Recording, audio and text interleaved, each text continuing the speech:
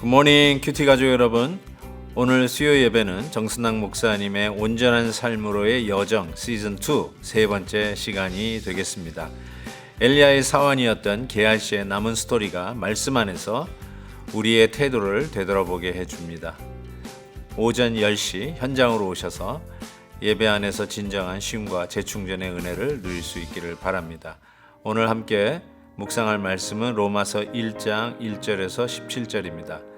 다 함께 찬송가 483장 너 예수께 조용히 나가 1절을 부르시겠습니다.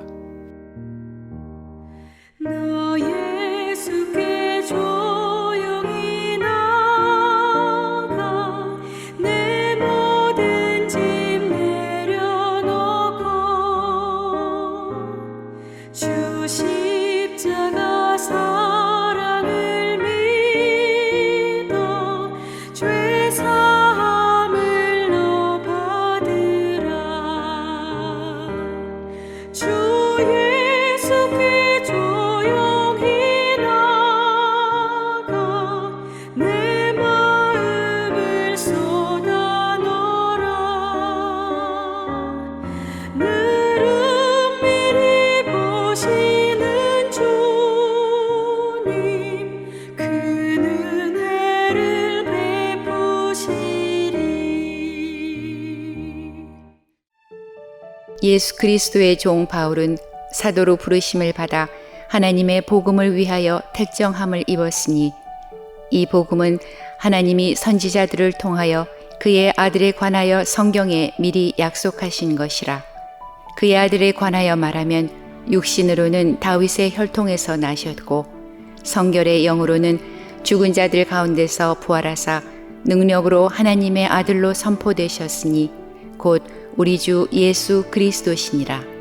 그로 말미암아 우리가 은혜와 사도의 직분을 받아 그의 이름을 위하여 모든 이방인 중에서 믿어 순종하게 하나니 너희도 그들 중에서 예수 그리스도의 것으로 부르심을 받은 자니라. 로마에서 하나님의 사랑하심을 받고 성도로 부르심을 받은 모든 자에게 하나님 우리 아버지와 주 예수 그리스도로부터 은혜와 평강이 있기를 원하노라. 먼저 내가 예수 그리스도로 말미암아 너희 모든 사람에 관하여 내 하나님께 감사함은 너희 믿음이 온 세상에 전파됨이로다. 내가 그의 아들의 복음 안에서 내 심령으로 섬기는 하나님이 나의 증인이 되시거니와 항상 내 기도에 쉬지 않고 너희를 말하며 어떻게 하든지 이제 하나님의 뜻 안에서 너희에게로 나아갈 좋은 길 얻기를 구하노라. 내가 너희 보기를 간절히 원하는 것은 어떤 신령한 은사를 너희에게 나누어 주어 너희를 견고하게 하려 함이니 이는 곧 내가 너희 가운데서 너희와 나의 믿음으로 말미암아 피차 안위함을 얻으려 함이라. 형제들아, 내가 여러 번 너희에게 가고자 한 것을 너희가 모르기를 원하지 아니하노니 이는 너희 중에서도 다른 이방인 중에서와 같이 열매를 맺게 하려 함이로되 지금까지 길이 막혔도다. 헬라인이나 야만인이나 지혜 있는 자나 어리석은 자에게 다 내가 빚진 자라. 그러므로 나는 할 수 있는 대로 로마에 있는 너희에게도 복음 전하기를 원하노라. 내가 복음을 부끄러워하지 아니하노니 이 복음은 모든 믿는 자에게 구원을 주시는 하나님의 능력이 됨이라. 먼저는 유대인에게요 그리고 헬라인에게로다. 복음에는 하나님의 의가 나타나서 믿음으로 믿음에 이르게 하나니 기록된 바 오직 의인은 믿음으로 말미암아 살리라 함과 같으니라. 기독교 안에서도 제일 위대한 인물을 꼽으라면 사도 바울을 꼽을 것입니다. 기독교 안에서뿐만 아니라 세계사적으로도 사도 바울은 아주 유대한 탁월한 인물로 손꼽힙니다. 사도 바울이 아니었으면 지금의 기독교도 없다라고 평가할 정도로 그의 공은 혁혁하다고 할 수 있습니다. 세상적으로도 얘기해도 탁월했던 사도 바울. 그렇지만 하나님께서 사도 바울을 그렇게 위대하게 들어쓰셨던 이유가 무엇일까?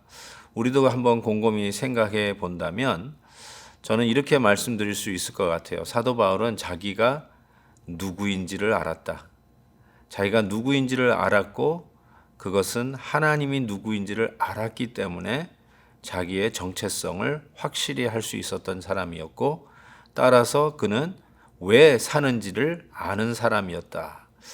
이렇게 정의해 볼 때 사도 바울은 정확하게 모든 성경 중에 다이아몬드라는 별명을 가지고 있는 이 로마서를 시작하면서 자기의 정체를 이렇게 밝힙니다.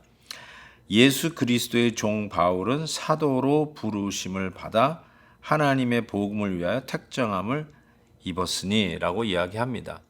사도 바울은 자기가 누구인지를 알았습니다. 자기는 예수 그리스도의 종이다 라고 분명히 밝히고 있죠. 이것은 이 세상의 그 어떤 것보다도 확실하고 견고하고 흔들리지 않는 자기 확신이라고 저는 생각합니다. 이 확신이 있었기에 사도 바울은 흔들리지 않았습니다. 자기의 어떤 개인적인 어젠다 때문에 오늘은 왼쪽으로 내일은 오른쪽으로 좌우 흔들리는 자가 아니라 나는 예수 그리스도의 종이다. 즉 예수님이 가라고 하면 가고 서라 하면 서는 예수님의 말씀과 명령에 순종을 하는 종이다. 바로 이것이 분명했기 때문에 사도 바울은 요지부동 세상의 파고에 따라 높아졌다 낮아졌다 하는 자가 아니라 예수님의 명령에 따라 움직이는 예수님의 종이었다. 이렇게 이야기하죠.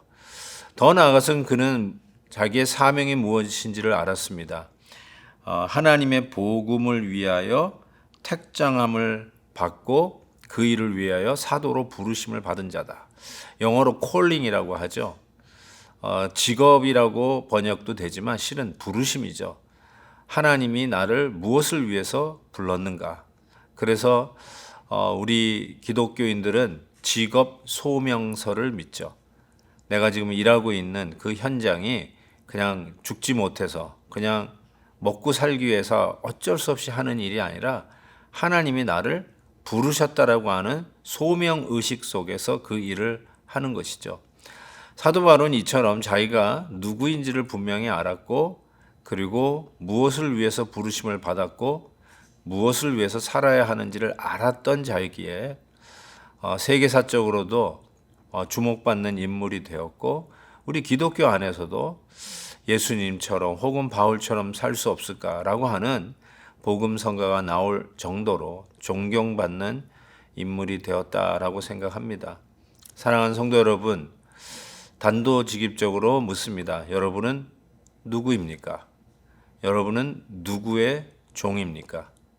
여러분은 하나님의 종입니까? 아니면 하나님을 종으로 부리는 주인입니까? 하나님이 가라 하면 가고 서라 하면 서는 바로 이 일에 준비된 하나님의 신실한 청지기와 같은 종입니까? 아니면 필요할 때마다 하나님을 내 마음대로 내 뜻대로 부리고 싶은 자입니까? 오늘 분명한 것은 우리가 예수 그리스도의 종인 것을 깨달을 때 하나님이 나를 왜 이곳에 이 자리에 이 일을 맡겼는지를 깨닫는 사명의식을 가질 수 있다라고 생각합니다. 자, 사도 바울은 자기의 사명이 하나님의 복음을 위하여 택정함을 받았다라고 했습니다. 복음, 헬라어로는 유앙겔리온 이렇게 이야기를 하는데요. 유앙겔리온 복음이란 말은 그 당시 흔히 사용하였던 단어였다고 합니다. 언제 사용했는가 봤더니 임금이 태어났을 때 혹은 전쟁에 나가서 승리를 했을 때 그 승리의 소식을 알리는 것을 유앙겔리온, 굿뉴스, 복음이라고 이야기를 했던 것이죠. 오늘 말씀 속에서도 분명히 이렇게 이야기를 하죠. 3절입니다. 그의 아들에 관하여 말하면 육신으로는 다윗의 혈통에서 나셨고 4절 성결의 영으로는 죽은 자 가운데서 부활하사 능력으로 하나님의 아들로 선포되셨으니 곧 우리 주 예수 그리스도시라. 우리의 왕 예수 그리스도가 탄생하셨다.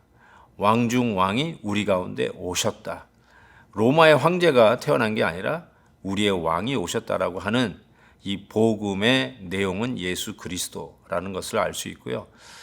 전쟁에서 승리한 소식을 복음이라고 굿뉴스라고 했는데 16절을 보니까 내가 복음을 부끄러워하지 아니하노니 이 복음 모든 믿는 자에게 구원을 주시는 하나님의 능력이 됨이라. 하나님의 능력이 됨이라. 우리에게 승리를 안겨다 주시는 하나님의 능력이 복음입니다. 그냥 단순한 문장이 복음이 아니라 이 복음을 믿는 자마다 하나님의 능력이 우리 가운데 주어진다는 사실이죠. 승리의 도구요, 승리의 무기요, 승리의 방패가 바로 이 복음이라는 것을 말씀합니다. 그리고 나서 마틴 루터가 종교 개혁을 일으켰던 핵심 구절 로마서 1장 17절 오직 의인은 믿음으로 말미암아 살리라 함과 같으니라. 오직 의인은 믿음으로 말미암아 살리라. 다른 방법이 아니라 믿음으로 사는 것. 왜요? 그것이 왕중왕 예수 그리스도가 오셨다는 소식이며 그리고 그 복음은 우리를 넉넉히 모든 싸움에서 이기게 하시는 하나님의 능력이 되기 때문에 그렇습니다. 사랑하는 성도 여러분, 오늘도 이 복음으로 승리를 쟁취하십시다. 왕중왕 우리의 임금이 우리에게 오셨습니다. 하나님 아버지 감사합니다. 오늘도 우리에게 귀한 말씀으로 아니 복음으로 찾아와 주셔서 감사합니다. 하나님의 종으로 살게 해 주옵소서.